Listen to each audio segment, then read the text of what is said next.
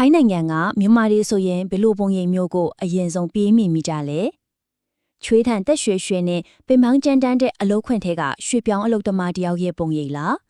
းဒါမှမဟုတ်တာတာနာနာဝှစုံနဲ့စီဝါရေးလောကမှာနေရာယူထားရဲ့ရင်းနှီးမြှုပ်နှံမှုတယောက်ရဲ့ပုံရိပ်လားကဲဒီနည်းတော့ဒီလိုအဖြူနဲ့အမြဲလိုကွေပြားနေတဲ့ပုံရိပ်တော့ဟုရဲ့နောက်ကွယ်ကအဖြစ်မှန်ကွယ်ကိုအချက်အလက်တီနဲ့အတူတူအနီးကပ်လေးလာကြည့်ကြရအောင်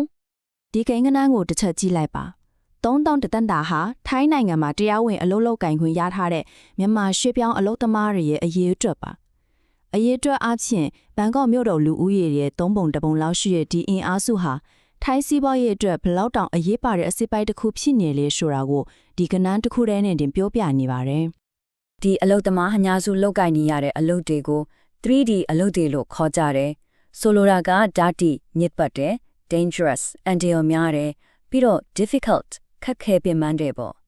့ဒါပေမဲ့ဇလန်းကဒီမှာမပြီးဘူးတစ်ဖက်မှာကြတော့အန်ဩစရာကောင်းလောက်အောင်ပဲမြန်မာလူမျိုးတွေဟာထိုင်းနိုင်ငံကဇင်ခံကွန်တိုတွေကိုဒုတိယအများဆုံးဝယ်ယူနေတဲ့သူတွေဖြစ်လာပြန်ရောဒါဘယ်လိုဖြစ်နေတာလဲအစားနဲ့အစုံတခြားစီပဲနော်ဟုတ်ပြီဒါဆိုပထမဆုံးအနေနဲ့ထိုင်းစီးပွားရေးရဲ့ပြောရရင်တော့နောက်ွယ်ကမမြင်နိုင်တဲ့လောဟစုတွေအကြောင်းကနေဆက်လိုက်ကြအောင်ပါဒီအခြေအနေကဒီနေ့မှပေါ်လာတဲ့ကိစ္စမဟုတ်ပါဘူးဒီ slide ပေါ်က graph ကိုတစ်ချက်ကြည့်လိုက်ပါလား1996ခုနှစ်လောက်ကတည်းကမြန်မာအလောက်သမားတွေထိုင်းနိုင်ငံထဲကိုအလုံးအင်းနဲ့ဝင်ရောက်လာခဲ့ပြီးအစိုးရကလည်းမှတ်ပုံတင်မှုတွေကိုအကြိမ်ကြိမ်လုပ်ခဲ့တာကိုတွေ့ရမှာပါဒီ graph ရဲ့အတက်အကျတွေကနှစ်နိုင်ငံလုံးရဲ့စီးပွားရေးနဲ့နိုင်ငံရေးအခြေအနေတွေကိုထင်ဟပ်နေပြီးဒီလုပ်သားအင်အားစုဟာထိုင်းစက်မှုလုပ်ငန်းတွေအတွက်မရှိမဖြစ်အစိပ်ပိုင်းဖိနေခဲ့တာဆယ်စုနှစ်ချီနေပါပြီဆိုတော့တို့တွေကဘယ်နေရာမှာအဓိကလောက်ကိုင်းနေကြလဲဆိုရင်စက်လုံးကြီးလုပ်ငန်းခွင်တွေစိုက်ပျိုးရေးခြံတွေငါးဖန်လုပ်ငန်းနဲ့ပင်လယ်စာစက်ရုံတွေကုန်ထုတ်စက်ရုံတွေနဲ့အင်ကူလုပ်ငန်းတွေမှာပါပြောရမယ်ဆိုရင်ဒီလုပ်ငန်းတွေအားလုံးကထိုင်းစီးပွားရေးအသက်သွေးကြိုတွေဖြစ်ပြီးအဲ့ဒီအပေါ်မှာမြန်မာလောသမားတွေလောအားကအကြီးကျယ်ကိုမှီခိုနေရတာပါသူတို့ရဲ့ချွေးနဲ့လောအားနဲ့ထိုင်းစီးပွားရေးကိုအားဖြည့်ပေးနေပေမဲ့အဲ့ဒီနောက်ွယ်မှာသူတို့ဘလောက်အထိပေးဆက်နေရတယ်လဲအခုရွှေပြောင်းအလုပ်သမားတွေရင်ဆိုင်နေရတဲ့စင်ခေါ်မှုနဲ့မမြင်ရတဲ့ကုန်ကြမ်းစရိတ်တွေအကြောင်းဆက်ကြည့်လိုက်ရအောင်ဒီမှာ Migrant Working Group ရဲ့ပြောစကားကအဓိကပြဿနာတစ်ခုကိုမိမောင်းထုတ်ပြနေပါတယ်။ငါးဖန်လုံလိုင်းကရွှေပြောင်းအလုပ်သမားတွေဟာအလုပ်ရှင်ကိုပေးရမယ့်အကျွေးတွေအတွက်အာမခံအညီနဲ့သူတို့ရဲ့တရားဝင်စာရွက်စာတမ်းတွေကိုအသိမ်းခံထားရတာမျိုးဆက်ဖြစ်နေတော့ပဲတဲ့။ဒါကသူတို့ကိုထိန်းချုပ်ထားဖို့ထွက်မပြေးနိုင်အောင်ခေါင်းပုံဖြတ်လို့ရအောင်တုံတဲ့အဓိကလက်နက်တစ်ခုလိုဖြစ်နေတာပဲ။ဒီအချက်ကတော့ပိုရုံတုံလို့ဆရာကောင်းသေးတယ်။အလုပ်တစ်ခုရဖို့အတွက်ပွဲစားကကိုပုံမှန်ချက်အဆက်မတန်ပို့ပေးလိုက်ရတဲ့အလုပ်သမားဟာ10ရောက်မှ10ရောက်နီးပါ89ရာခိုင်နှုန်းအထိရှိနေတယ်တဲ့ဆိုတော့အလုံးမစခင်ကတည်းကအကျွေးနဲ့ဘဝကိုဆက်တင်ရပြီးဘယ်တော့မှလွတ်မြောက်ဖို့မလွယ်တဲ့အကျွေးထန်တရားတွေကိုတွန်းချခံလိုက်ရတယ်လို့ပါပဲဥပဒေပိုင်းရရောအကာအကွယ်ကဘလို့ရှိလဲအားနည်းနေတော့ပဲလို့ပြောရမှာပါကဘာတဝန်းကအလုပ်သမားခွင့်ရေးတွေကိုကာကွယ်ပေးနေတယ်အပိပိဆိုင်ရာအလုပ်သမားရေးရအဖွဲ့ ILO ရဲ့အဓိကသဘောတူညီချက်တွေဖြစ်တဲ့အလုပ်သမားတမရက်ကဖွဲ့စည်းခွင့်နဲ့စုပေါင်းတောင်းဆိုခွင့်တွေကိုထိုင်းနိုင်ငံကအခုထိလက်မှတ်မထိုးထားသေးပါဘူး။ဒါကြောင့်မို့လို့ရွှေ့ပြောင်းအလုပ်သမားတွေအပြည့်သူတို့ရဲ့အခွင့်အရေးတွေကိုစွတ်စွတ်စည်းစည်းနဲ့တရားဝင်တောင်းဆိုဖို့ဆိုတာအရန်ကိုခက်ခဲနေတော့မှာပဲ။ Okay ဒါဇလန်ရဲ့တပိုင်းပေါ့။ဒါပေမဲ့ထိုင်းမှာရှိတဲ့မြန်မာတိုင်းကဒီလိုအခြေအနေမျိုးမှာပဲလား။အခုလူများစုထင်ထားတဲ့ပုံရိပ်ကိုလုံးဝပြောင်းပြန်လန်းလိုက်တဲ့ယင်းနှမြို့နယ်ဒိုမြန်မာဒီအကြောင်းကိုတစ်ချက်ကြည့်လိုက်အောင်ဒါပေမဲ့ဇလနာတကယ်ပဲဒါတကူတည်းလားအဖြေကတော့မဟုတ်ပါဘူးဒီချက်လက်ကိုတစ်ချက်ကြည့်လိုက်ပါဦးတော်တော်လေးအံ့ဩစရာကောင်းပါတယ်2024ခုနှစ်မှာထိုင်းကွန်ဒိုတွေကိုအများဆုံးဝယ်တဲ့နိုင်ငံသားတွေထဲမှာမြန်မာနိုင်ငံသားတွေကဒုတိယနေရာကိုရောက်လာခဲ့တာဖျားလေးပါမယ်အရင်ကဒီနေရာမှာအမြဲလို့ရှိနေခဲ့တဲ့ယူရှားကိုတော့ကြော်တက်သွားတာဒါကတကယ်ကိုထူးခြားတဲ့ပြောင်းလဲမှုပါပဲပမာဏကိုကြည့်ရအောင်ဘတ်ဂါရန်မှာ46ဘီလီယံ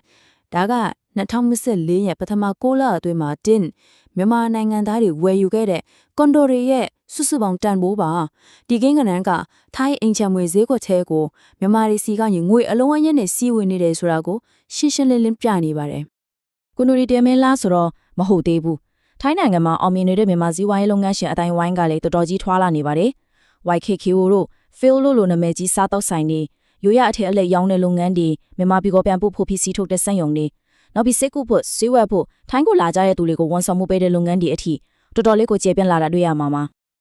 အဲ့ဒီတော့ဒီလိုတစ်ခုနဲ့တစ်ခုလုံးဝမတူတဲ့အခြေအနေတစ်ခုကတစ်ချိန်တည်းတနေရာထဲမှာဖြစ်နေတဲ့တခါမာရီဆက်ဖလာလေလူမှုရေးတဲမှတ်မှုတွေမြင့်တက်လာတာပေါ့ ဒီကိစ္စနဲ့ပတ်သက်ပြီး Migrant Working Group ကကိုရီးယားမနုချေပြောထားတာလေးရှိတယ်သူကပြောတဲ့ထိုင်းလူမျိုးတို့ချို့ကရွှေပြောင်းအနုတ္တမလေးအပေါ်တော်တော်လေးပြင်းထန်တဲ့သဘောထားတွေနဲ့ဓာတ်ရိုက်တိုက်ခိုက်လာတာမျိုးတွေတွေ့လာရတယ်တဲ့ဒါကအဓိကအဖြစ် online ပေါ်ကအမုန်းစကားတွေကိုရည်ညွှန်းတာပါ ဒါပေမဲ့အဲ့ဒီအမုန်းစကားတွေက online မှာပဲရပ်မနေပဲလက်တွေ့ဘဝအထိပါကူးဆက်လာပါတယ်ပထမဆုံးရွှေပြောင်းလုပ်သားတွေဟာအလွတ်အကိုင်နဲ့လုံခြုံရေးအတွက်ချိန်ချောက်မှုတစ်ခုဆိုတဲ့သတိမားတွေပြန့်လာတယ်အဲ့ဒီနောက်မှာတော့အမျိုးသားရေးဝါဒီ influencer တွေကလူမြင်ကွင်းမှာအလုပ်သမားတွေရဲ့စာရွက်စာတမ်းတွေကိုလိုက်စစ်ဆေးတာမျိုးတွေလုပ်လာတယ်နောက်ဆုံးမှာတော့သူတို့ရဲ့သတင်းပေးမှုတွေကြောင့်တာဝန်ရှိသူတွေကဝင်ရောက်စီးနင်းဖမ်းဆီးတာနေရက်ပြန်ပို့တာတွေအထိဖြစ်လာပါတယ်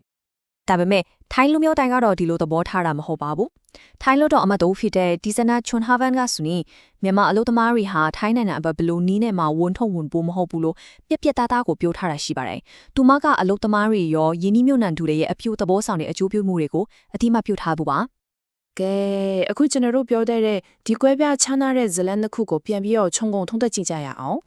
တစ်ဖက်မှာတော့ပွဲစားခအကျွေးတန်တရားတွေကယုံမထွက်နိုင်နဲ့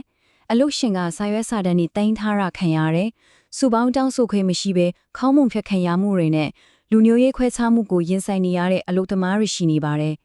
နောက်တစ်ဖက်မှာတော့ဘတ်9တန်းကျော်တန်ကိုနိုတွေဝယ်ယူပြီးစိုက်တုတ်ဆိုင်တွေစိတ်ယုံတွေဖွင့်လျင်ထိုင်းစီးပွားရေးရဲ့အရေးပါတဲ့အစိပ်ပိုင်းတစ်ခုဖြစ်လာတဲ့စီးပွားရေးယင်းနှိမ့်မြုပ်တန်သူတွေရှိနေပြန်ပါတယ်